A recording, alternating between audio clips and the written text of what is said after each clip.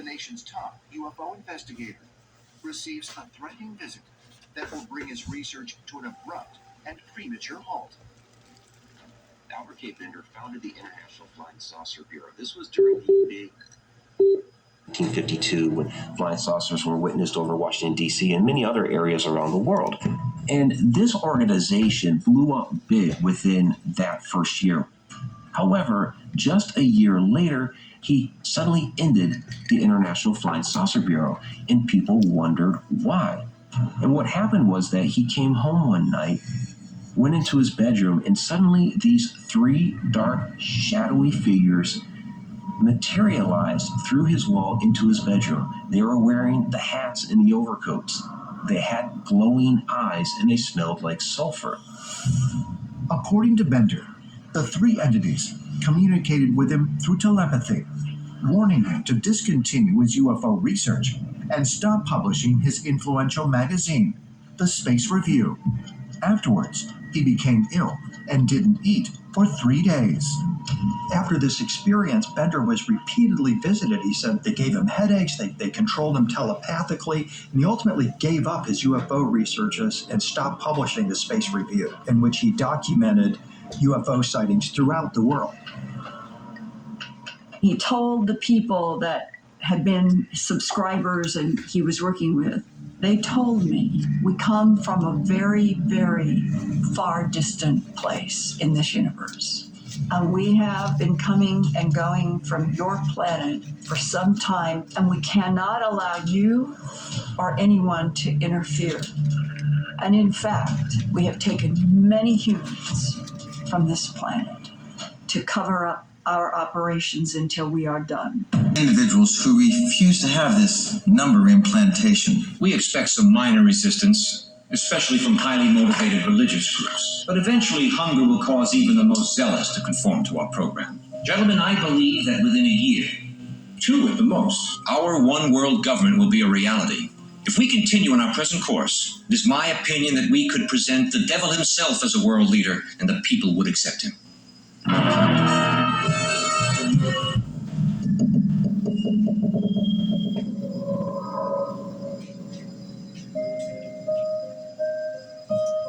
The clip I just showed you was from the 1981 film entitled Early Warning.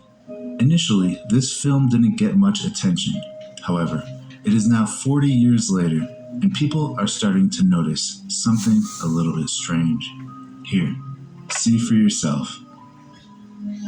I would like to thank each and every one of you for your hard work and dedication to our cause.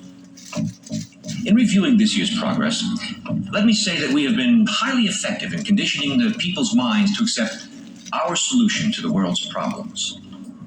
The energy crisis here in the United States was exceptionally successful worldwide, and we expect similar success with our upcoming food shortage. Our labor leaders have made great progress by causing confusion and work stoppages in all areas of the world.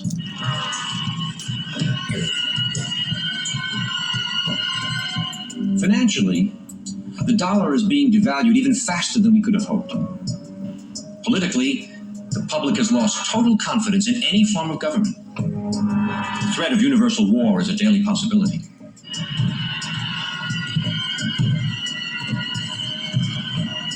As you know, we ourselves do not need to hold any visible office of leadership. As a matter of fact, it's better that we do not. We control the finances, news media, food, transportation, energy. We control everything. It is important that you, as world leaders, keep our program before your countrymen. With our World Bank and computer program operation, we now have the capacity to control the financial affairs of every human being on Earth by giving each person his own computer number. Anytime his number is used, we would know his financial situation at once. He could not buy or sell anything without his computer number. It will simplify their lifestyles tremendously. The end result will be a one-world monetary and government system that we alone will control. Yes? What about the people who forget their number or their cards are lost or stolen? We've made provisions for that.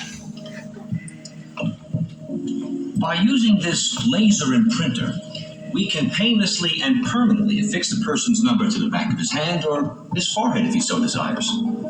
The numbers would be easily read by this new ultraviolet scanning equipment. For the purposes of demonstration, I've had such a number imprinted on myself. Once this number is imprinted, it cannot be lost or can be changed. Now, are there any questions? What about the individuals who refuse to have this number implantation? We expect some minor resistance, especially from highly motivated religious groups. But eventually, hunger will cause even the most zealous to conform to our program. Gentlemen, I believe that within a year, 2 at the most, our one world government will be a reality.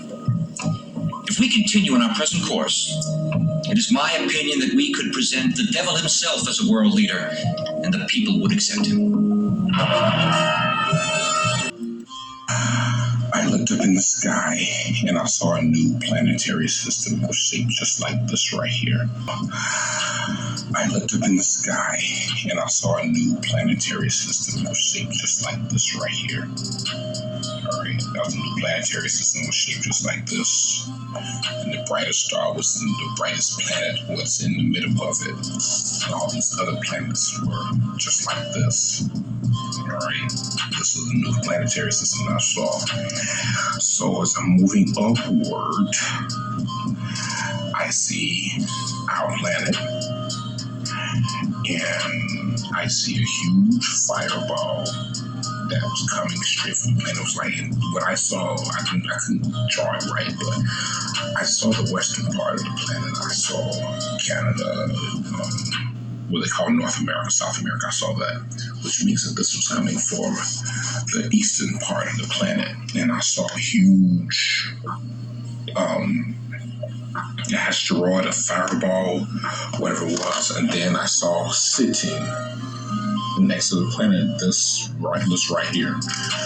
This is right here what I saw sitting next to everything. And it was brown in color. It was shaped just like a tube or a log or whatever. It was brown in color. And it was just sitting there, and it was almost like it was guiding this to our planet. This is what I saw. I wasn't scared or anything, but it's just that, I saw it, and this is the exact way I saw this new planetary system, of this new constellation, if you want to call it, system, of this new constellation, if you want to call it, I saw this new constellation that was shaped just like this right here. I had to draw this, and I had to, put this on tape so I could, because I just got it. And this is what I saw. It was shaped just like this. It was a planetary constellation shaped just like this. But then when I saw the planet, it was blue and green. This right here was huge and brown, and it had fire coming from behind it. And you could see it was moving towards the eastern part of the planet. And like I said, what I saw was, I saw North America right here. All right, I saw North America right here, which means that on the other side of the planet was Russia, China, Africa, all that area. So I saw this coming straight for the planet. And this right here was just sitting there. It was, like I said, it was like it was guided, and it was guided. This is what I saw in my dream. It was, like I said, it was like it was guided, and it was guided. This is what I saw in my dream. Like I said, it was like it was guided, and it was guided. This is what I saw in my dream, and I'm just sharing it with everyone. Were treated to a 1 in 1,000 year event last night as 4 planets lit up the sky. To a 1 in 1,000 year event last night as 4 planets lit up the sky. To a 1 in 1,000 year event last night as 4 planets lit up the sky. Mars, Venus, Jupiter, and Saturn. All visible to the naked eye, apparently. Okay, there you go. They're named there. That tends to help a little bit. Appearing like bright stars in the formation, they do, to the naked eye. So that's the first time that that's been seen, apparently, since 947 AD. Phenomenal to help a little bit, appearing like bright stars in the formation they do, to the naked eye. So that's the first time that that's been seen, apparently, since 947 AD. Since 947 AD. Been seen, apparently, since 947 AD. Phenomenon is known as planetary parade and is expected to continue through to May, but in different configurations. The visitors Albert Bender encountered matched descriptions of what is today known as the Hat Man, but he called them by another name, the Men in Black. While the Men in Black are often portrayed in pop culture as government agents, many who claim to have encountered them believe they are something other than human. The Men in Black are mysterious and nefarious entities. They're shadowy, they wear black clothing. Many people believe that they're either extraterrestrials or somehow they're working for extraterrestrials to prevent humans from learning the truth about extraterrestrials on Earth. They talk to UFO witnesses. Some people have reported they seem to not know things that are common, like which end of a pin to use, or if they're offered something to eat or drink, they don't know how to eat or drink it. Both the Hat Man and the Men in Black are known for wearing a hat.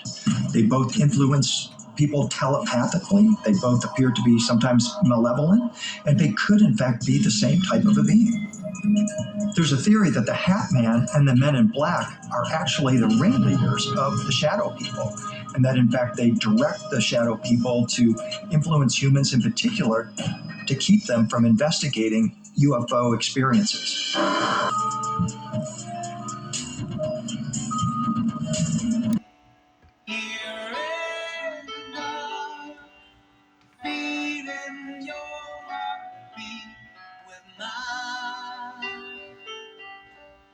Softly whisper your soul's sincere. How could our love be so blind? We still are together. We drifted apart. And here you are by my side. So now for you, with open arms, nothing to hide. Believe what I say. So here I am, with open arms, open to see what your love means to me. Open up.